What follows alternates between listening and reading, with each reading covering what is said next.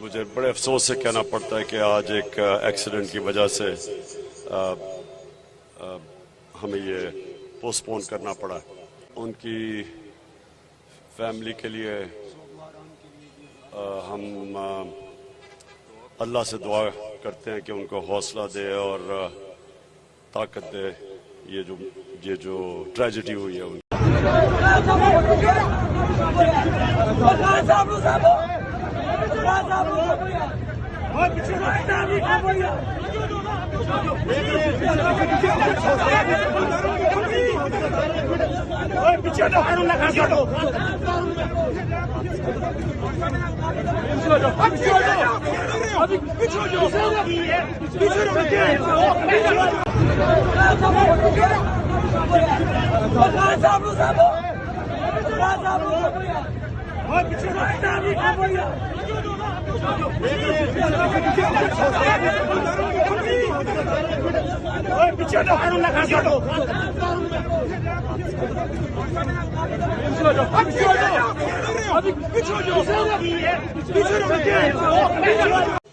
मुझे बड़े अफसोस से कहना पड़ता है कि आज एक एक्सीडेंट की वजह से